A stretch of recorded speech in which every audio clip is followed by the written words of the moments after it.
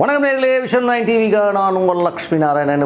பார்க்க போகிறது வார ராசி பலன் 3ஆம் தேதியிலிருந்து 9ஆம் தேதி வரை எப்படி இருக்க போதான் பார்க்க போகிறோம். ஸோ எப்போதுமே சொல்லதாங்க, லக்னத்துக்கு பாருங்கள். ராசிக்கு பார்ப்பதை விட லக்னத்துக்கு பார்க்க ரொம்ப பர்ஃபெக்டாக இருக்கும். உதாரணமாக ஒரு மகர லக்னம், விருச்சிக ராசி, விருச்சிக ராசிக்கான பலன்களை பார்க்கறத விட மகர ராசிக்கான பலன்களை பார்க்கும்போது ரொம்ப பர்ஃபெக்டாக இருக்கும். முதல்ல வர்றது புது பலன்கள், அதுக்கப்புறம் தசாபுக்தி பலன்கள். ஸோ உங்களுக்கு என்ன தசாபுக்தி அந்தரங்கள் வருதோ ஸோ அதை மிங்கிள் பண்ணி பார்க்கும்போது ரொம்ப பர்ஃபெக்டாக இருக்கும். வீடியோட எண்டில் டிப் ஆஃப் த வீக் இருக்குது, மறக்காமல் பாருங்கள்.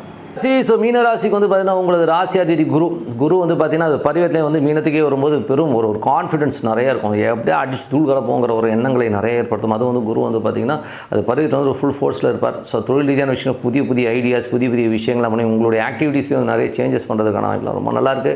உங்களுக்கு 2ஆம் அதிபதி 2 மற்றும் 9ஆம் அதிபதியான செவ்வாய் வந்து 4ல் இருக்கும்போது அம்மா ஒரு வெளியூர் பிரயாணம் மேற்கொள்வதற்கான தாயார் சார்ந்த விஷயங்கள், ஒரு வெளியூர் பிரயாணங்கள் மேற்கொள்வதற்கான வாய்ப்புலாம் நிறைய இருக்குது. சில நேரங்கள் வந்து அம்மாவுக்காக கொஞ்சம் செலவு பண்ணுற மாதிரி விஷயங்களே கண்டிப்பாக ஏற்படுத்தும். ஸோ அதெல்லாமே இந்த ஆல் இந்த கேம்னு வச்சுப்போமே, ஸோ அதெல்லாமே வந்து நடந்தால் ஆகும். ஸோ அது வந்து ஒரு சிறப்பு தான். மற்றபடி வந்து தாயோட உடல்நலம் சம்மந்தமான விஷயங்களையோ வாக்குவாதங்களோ ஏற்படுறதுக்கான வாய்ப்புலாம் கொஞ்சம் அவாய்ட் பண்ணிக்கிறது ரொம்ப நல்லது. அதுக்கப்புறம் பார்க்கும்போது உங்களுடைய 3 மற்றும் 8ஆம் அதிபதி 3 மற்றும் 8ஆம் அதிபதியான சுக்கிரன் வந்து பார்த்திங்கன்னா உங்களுக்கு வந்து அது பரிவர்த்தனை வந்து 3ல் வராருங்க. ஸோ அப்போ என்ன ஆகுனா ஏதாச்சும் வந்து இல்யூஷன்ஸ், நிறைய சந்தேகங்கள் ஏற்படும். ஸோ மனைவி சார்ந்தோ இல்லை வேறு ஒருத்தவங்க மேலே நிறைய சந்தேகம் வந்து அதனால் நம்ம ஒரு மன உளைச்சல் ஏற்படுறதுக்கான வாய்ப்பு ரொம்ப கவனமாக இருக்குன்றது ரொம்ப அவசியம். ஏன்னா வந்து தேவையில்லாத ஒரு சந்தேகத்தினாலேயோ எதுனா என்னென்னா அது அந்த மாதிரி ஒரு விஷயம் ஒருத்தனை திட்டாலோ ஒருத்தன் மேலே சந்தேகம் வந்துச்சுன்னு வைங்களேன், நமக்கு பீஸ் ஆஃப் மைண்ட் போயிடும். ஸோ முதல்ல அதை அண்டர்ஸ்டாண்ட் பண்ணிக்கோங்க. எது நடக்குதோ அது நடந்தே தான் ஆகும். ஸோ அதுக்காக மற்றவங்களுக்காக நம்ம மாறுறதோ மற்றவங்க நமக்காக மாறுறதெல்லாம் வந்து ஆவாத கதை. இன்றைக்கி நம்ம இருக்கிற லைஃப் நம்ம பார்த்துட்டு போகணுங்கிறது தான் உண்மையான விஷயங்கிறத வந்து மைண்டில் ஏற்றிக்கிங்க. ஸோ தேவையில்லாமல் அவங்க இப்படி நடந்துக்கிறாங்கன்னு சொல்லிட்டு மைண்டில் அப்படின்னா உங்களுக்கு வந்து டென்ஷன் தான் வரும். ஸோ அதனால் அதை வந்து அவாய்ட் பண்ணிக்கிறது ரொம்ப நல்லது. ஸோ அந்த மாதிரி விஷயம் நடக்கும். அது பெண்கள் விஷயங்களில் நீங்கள் மனைவி மேலேயோ இல்லை மற்றவர்கள் மேலேயோ வந்து பெண்கள் சார்ந்த விஷயங்களும் நிறைய இந்த மாதிரி டென்ஷன்ஸ் வரும், அவாய்ட் பண்ணிக்கிங்க. நீங்களே பெண்ணாக இருந்தீங்கன்னா நீங்கள் உங்களை நினச்சே ரொம்ப வருத்தப்படுவீங்க. நான் இப்படி இருக்கேன்னு ஒரு இன்ஃபீரியாரிட்டி காம்ப்ளெக்ஸ் ஒரு மாதிரியான விஷயங்கள் இருக்கும். ஸோ ஒன்றும் சுப்பீரியாரிட்டி காம்ப்ளெக்ஸில் ஆடுவீங்க, இல்லைன்னா இன்ஃபீரியாரிட்டி காம்ப்ளெக்ஸில் ஆடுவீங்க. ஸோ கொஞ்சம் கேர்ஃபுல்லாக இருக்கிறது ரொம்ப நல்லதுங்க. அது வந்து கற்பனையிலே இப்படி ஆகிடும் அப்படிங்கிறது தான் ரொம்ப பிரச்சனையே. நடக்காத ஒரு விஷயத்தை நடந்ததாக நினச்சிட்டு இருந்துவீங்க. ஸோ கொஞ்சம் பார்த்துருந்துக்கணும்.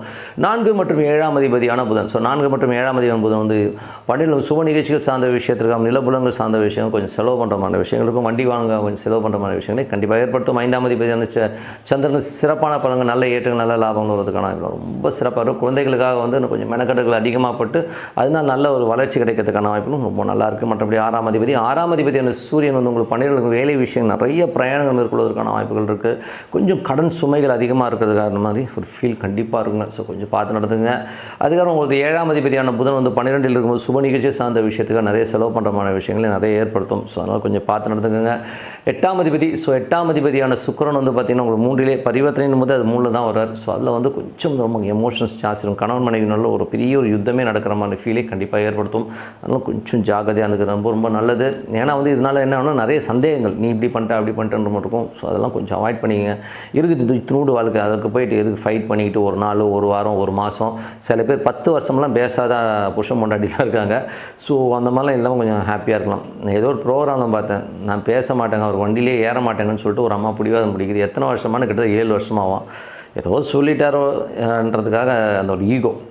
எதுக்கு சொல்கிறேன்னா, ஈகோ வந்து குடும்பத்தில் பார்த்தா ஆகாதுங்க, வெளியிலே பார்க்கக்கூடாது. சரி பிடிக்கலையா போயிரு, இல்லையா வாழு அப்படிங்கிற மாதிரி தான் போகணும். இல்லையா உட்காந்துக்கிட்டு வந்து இதெல்லாம் வந்து ரொம்ப பெருசாக எடுத்துக்கிட்டால் வாழவே முடியாது. நம்ம நினச்ச மாதிரி யாரும் இருக்க மாட்டாங்க, முதல்ல மைண்டில் வச்சுக்கோங்க. அதுக்கப்புறம் பார்க்கும்போது மீன லக்னமாக இருந்து உங்களுக்கு வந்து சுக்கிரதசையில் வந்து இந்த மாதிரி விஷயங்கள்லாம் இருக்கும். ஸோ அதனால் கொஞ்சம் பார்த்து நடந்துக்கணும். அதுக்கப்புறம் பார்க்கும்போது உங்களுக்கு 10ஆம் அதிபதியான குரு வந்து 3ல் இருக்கும்போது புதிய தொழில் ஒப்பந்தங்கள் வருவதற்கான வாய்ப்பு ரொம்ப சிறப்பாக இருக்குது. 11ஆம் அதிபதியான சனி வந்து 12ல் இருக்கும்போது நிறைய லாபங்கள் தான், செலவுகள் வந்து கண் முன்னாடி நிற்கும். நடாது செலவு பிச்சுக்கிட்டே போதகிற வர ஃபீலை கண்டிப்பாக ஏற்படுத்துங்க. ஸோ அதெல்லாமே ரொம்ப சிறப்பு தான். ஸோ அது வந்து ரொம்ப நல்ல விஷயம் தான். மற்றபடி வந்து இப்போ பார்க்க போகிறது தசாபுக்தி பலன்கள். இப்போ தசாபுக்தி பலன் வந்து மீன லக்னமாக வந்து சூரிய தசாபுக்தி, சூரியன் வந்து பார்த்திங்கன்னா உங்களுக்கு வந்து 6ஆம் அதிபதியாக இருந்து 12ல் இருக்கும்போது வேலை விஷயங்களுக்கு நிறைய அலைச்சல் இருக்கிறதுக்கான வாய்ப்புகள் நிறைய இருக்குது. ஸோ மீன லக்னமாக சந்திர திசாபதி வந்து சந்திரன் வந்து பார்த்திங்கன்னா உங்களுக்கு வந்து 2, 3 போகும்போது குழந்தைகள் விஷயங்களுக்காக நிறைய பிரயாணங்கள் நல்ல முயற்சிகள் ஏற்படுத்துறதுக்கான வாய்ப்புகள் நிறைய இருக்குது. மற்றபடி வந்து பார்த்திங்கன்னா மீன லக்னமாக இருந்து செவ்வாய் திசாபதி செவ்வாய் வந்து பார்த்திங்கன்னா ஒரு 2, 9ஆம் அதிபதி 4ல் இருக்கும்போது தாயார் விஷயங்களில் வந்து கொஞ்சம் வந்து மெனக்கெடுகள் இருக்கும். அம்மாவுக்கு வந்து உடல் சம்பந்தம் கொஞ்சம் பிரச்சனைகள் இருக்கிறதுக்கான வாய்ப்புகள் கொஞ்சம் பார்த்து நடந்துக்கணும். சில பேர் வந்து லோன் போட்டு ஒரு வண்டி வாகனங்கள் வாங்குறது, சில வீடு பராமரித்து வண்டி வாகனங்கள் சர்வீஸ் பண்ணுற மாதிரி விஷயங்களை கண்டிப்பாக ஏற்படுத்தும். மீன லக்னமாக வந்து ராகு தேசம் ராகு வந்து பார்த்திங்கன்னா உங்களுக்கு வந்து ராசியிலே இருந்து அவர் வந்து இப்போ குருவுடைய ஸ்தானத்தில் போகும்போது நிறைய நல்ல விஷயங்கள் திடீர் அதிர்ஷ்டங்கள் திடீர் ஏற்றங்கள் வர்றதுக்கான வாய்ப்பாக ஒரு ஃபுல் கான்ஃபிடென்ட்டாக வேலை பார்க்குற மாதிரி விஷயங்களாக இருக்கும். தொழில் ரீதியான விஷயங்கள் நிறைய ஒரு பேக்கப் கிடைக்கிற மாதிரி விஷயங்கள்லாம் ரொம்ப சிறப்பாக இருக்குது. அதுக்கப்புறம் வந்து மீன லக்னமாக இருந்து குரு தேசாபதியும் குரு வந்து சிறப்பான பலன்களும் தொழில் ரீதியான விஷயம் பெரிய வளர்ச்சியும் பெரிய வெற்றிகளும் கொடுப்பதற்கான ரொம்ப சிறப்பாக இருக்குது. மீன லக்னமாக இருந்து சனி தேசாபதியில் சனி வந்து பார்த்திங்கன்னா நிறைய லாபங்களை கொடுத்தாலும் அதுக்கான செலவுகளையும் அடுத்த கட்டத்துக்கு போகிறதுக்கான மூமெண்ட்டுக்கான ஒரு அலைச்சலையும் கண்டிப்பாக கொடுத்துருவார். ஸோ அது வந்து மறுக்க முடியாது. மீன லக்னமாக இருந்து புதன் தேசாபதினா புதன் வந்து பார்த்திங்கன்னா உங்களுக்கு வந்து 4, 7ஆம் அதிபதியான புதன் வந்து பார்த்திங்கன்னா உங்களுக்கு இப்போ வந்து அவர் நீச்சமாக உங்களுக்கு ராசியிலே இருக்கும்போது கொஞ்சம் கணவன் மனைவிகளும் சின்ன சின்ன வாக்குவாதங்களோ ஸ்ட்ரெஸ்ஸஸோ இருந்தாலும் அது விபரீத ராஜயோகமாக இருக்கும் பட்சத்தில் எல்லாமே சரியாக கிளியராக இருக்கணும். ரொம்ப சிறப்பாக இருக்குது மீன லக்னமாக இருந்து. ஏன்னா அந்த மாதிரி புதன்னும் போது அந்த நீச்சம்ன்றதை விட அது விபரீத ராஜயோகமாக மாறுறதுக்கான விஷயம் இருக்கும்போது அந்த இன்றைக்கி சண்டை போட்டாலும் அன்றைக்கி சாயங்காலமே ஒன்று சேருவதற்கான வாய்ப்பு ரொம்ப நல்லாயிருக்கு. அதெல்லாம் ரொம்ப சிறப்பு. மீன லக்னமாக வந்து கேது தேசம் கேது வந்து 7ல் இருக்க. ஸோ 7ல் இருக்கும்போது கணவன் மனைவி இன்னொன்று நிறைய வாக்குவாதங்கள் வர்றதுக்கான வாய்ப்பு. ஈகோ, நான் பெரியவனா நீ பெரியவனா ஒரு ஈகோ வர்றதுக்கான வாய்ப்பு கொஞ்சம் கேர்ஃபுல்லாக இருக்குது. ரொம்ப ரொம்ப நல்லது. அதுக்கப்புறம் மீன லக்னமாக வந்து சுக்கிர தேசாபத்தி வந்துருக்கும். சுக்கிரன் வந்து பார்த்திங்கன்னா உங்களுக்கு வந்து 3ல் இருக்காருங்க. ஸோ அது வந்து பரிவத்தில் 3ல் போகும்போது தேவையில்லாத ஒரு இல்யூஷன்ஸ்லேயே வந்து நிறைய கற்பனையிலே வந்து இப்படி ஆகிடும் அப்படி ஆகிடும்னு சொல்லிட்டு ஒரு கற்பனையில் இருக்கிறதுக்கான ரொம்ப கவனமாக இருக்கணுங்க. ஸோ மற்றபடி என்னங்க இதெல்லாமே தெரிஞ்சுக்கிட்டு எது ப்ளஸ் மைனஸுங்கிற நோட் பண்ணிவிட்டு நம்ம அப்ளை பண்ணோம்னா ரொம்ப சிறப்பாக இருக்கும்.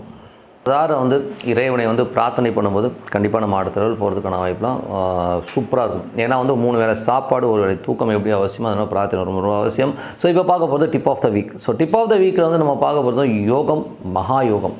அது என்னங்க யோகமும் மகா யோகமும் மாற்றுறது எப்படி அப்படிங்கிறது தான். ஸோ இதில் வந்து என்னென்னா இது நான் எதுக்கு சொல்கிறேன்னா யோகங்கிறது வந்து எல்லாருக்குமே வருங்க. ஸோ ஒரு எல்லா மனிதராக பிறந்த எல்லோருக்குமே வரும். அது நம்ம எப்படி மகா யோகமாக கன்வெர்ட் பண்ணிக்கிறதுங்கிறது தான் வந்து இதில் ஒரு புத்திசாலித்தனம். இதில் வந்து எப்படி சொல்கிறேன்னா ஒரு நல்ல காலகட்டம் வருதுன்னு வைங்களேன். யோகா காலகட்டங்கள் வரும்போது நம்ம அதை கரெக்டாக யூஸ் பண்ணிக்கணுங்கிறது தான் உண்மையான விஷயம். ஸோ அதை யூஸ் பண்ணிக்கிறதுக்கு என்ன பண்ணணுமோ திங்க் பிக்னு சொல்லுவாங்க. திங்க் பிக்னா ஒரு பெரிய இலக்கை நோக்கி நம்ம ஓடுறதுங்கிறது நம்ம வந்து வச்சுக்கணும். அந்த மாதிரி இலக்கை வச்சுட்டு இப்போ ஒருத்தருக்கு வந்து ஒரு சுக்கிர திசை வருது. நிறைய பேருக்கு வந்து நான் பார்த்துருக்கேன் சுக்கிர திசை வந்து ஒரு நல்ல யோகமாக ஒரு 20 வருஷம் திசை இருக்கும். அந்த திசையில் என்ன நினைப்பாங்கன்னா அந்த பணம் நான் பெரிய லெவலில் வந்து அவங்களுக்கு ஃப்ளோ வரும். ஸோ அந்த ஃப்ளோ வரும்போது என்ன நினச்சிடுவாங்க, இந்த பணம் நமக்கு கண்டினியூவாக வரும்னு சொல்லிட்டு தூம்னு சும்மா அடித்து நொறுக்கி எல்லாத்தையும் காலி பண்ணிவிட்டு அதுக்கப்புறம் தான் அந்த திசை போனதுக்கப்புறம் பார்த்திங்கன்னா அந்த அதிர்ஷ்டம் போயிடும். அந்த 20 வருஷம் அந்த செல்வ வாழ்க்கை போய்ட்டு சூரிய திசை வரும்போது அப்படியே அந்த கிராஃப் இறங்கும். அப்போது அவங்க ரொம்ப ஃபீல் பண்ணுவாங்க, நான் இப்படிலாம் இருந்தேன் பட் நான் சேஃப்டி பண்ணியிருக்கலாம் அப்படிங்கிறலாம். இப்போ எனக்கே எடுத்துக்கிட்டிங்கன்னா நான் பிஸ்னஸில் இருக்கும்போது பார்த்திங்கன்னா நான் கொஞ்சம் அகலக்கால் வச்சேன். ஸோ அகலக்கால் வைக்கும்போது நான் இப்போ யோசிக்கிறேன், நான் அந்த அகலக்கால் வைக்காமல் நான் கொஞ்சம் வந்து சுதாகரிப்பாக இருந்ததுன்னா இன்றைக்கி வந்து ஒரு 2-3 கோடி ரூபா சம்பாதிச்சிருக்கலாம் வேறு விதமாக அப்படிங்கிறது வந்து எனக்கு தெரியுது. பட் இந்த அறிவு முதிர்ச்சி அப்போ இல்லை. ஏன்னா அந்த யோகத்தை அப்போ நான் வந்து மகா யோகமாக மாற்றிருக்க முடியும். உதாரணமாக சொல்கிறேனே, நான் வந்து அகலக்காலும் போது ஒரு பிஸ்னஸில் வந்து நம்ம ரொம்ப பெருசாக போகணும் சொல்லி நிறைய கடன்கள் வாங்கி ரொட்டேஷன்ஸ்லாம் பண்ணுவேன் நான். ஆனால் அந்த ரிஸ்க்குங்கிறது வந்து எனக்கு தெரியல. எனக்கு ரொம்ப சின்ன வயசு, ஆனால் ஒரு 17 வயசுலேருந்து ஸ்டார்ட் ஆகி ஒரு 27-28 வயசுக்குள்ளே இந்த ஒரு கேம் ஆடினேன். நிறைய பணம் நல்ல ரொட்டேஷன்ஸ் வந்தது, நல்ல ஒரு வியாபாரம் இருந்தது. அப்போ வந்து ஒரு கான்ஃபிடன்ஸ் வரும். ஸோ அப்போது நான் என்ன பண்ணிட்டோம், அகலக்கால் வைக்கிறதுன்றபோது கடன் கேட்ட உடனே யாராக இருந்தாலும் கொடுப்பாங்கன்ற ஒரு கான்ஃபிடன்ஸ் வந்து பெரிய அகலக்கால் வச்சு மாட்டிக்கிட்டோம். பட் அன்றைக்கி மட்டும் நான் அந்த அகலக்கால் வைக்காமல் கொஞ்சம் இருக்கிறதே இருந்துக்கிட்டு வேறு விதமாக போயிருந்தேன்னு வைங்களேன், இன்றைக்கி வந்து என்கிட்ட வந்து ஒரு 4 to 5 crores கண்டிப்பாக இருக்கும். அதான் யோகம் அப்போ மகா யோகமாக மாற்றிருக்கும். நான் அந்த யோகத்தை வந்து நான் மகா யோகமாக மாற்றிக்கல, விட்டுட்டேன்.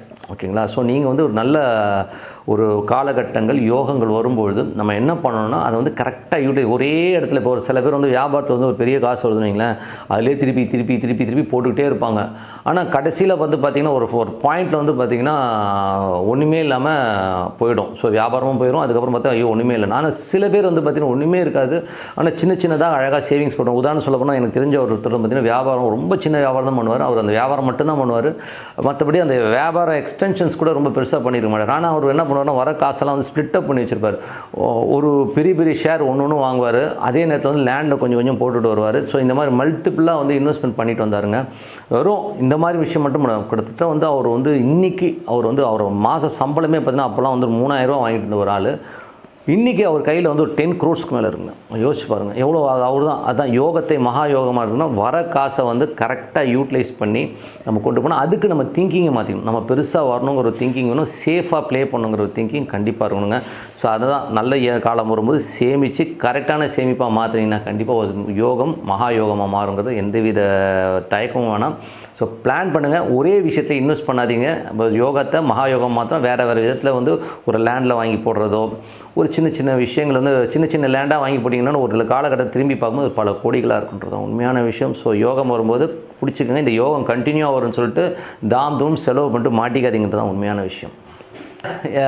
என்னை பொறுத்தவரை எல்லாமே வந்து யோகமும் மகா யோகமும் நம்மளாக வந்து க்ரியேட் பண்ணிக்க தான். ஸோ மற்றபடி என்னங்க, உங்களிடம் விடைபெறுவது உங்கள் லக்ஷ்மி நாராயணன். சேனல் சப்ஸ்கிரைப் பண்ணுங்கள். நன்றி, வணக்கம்.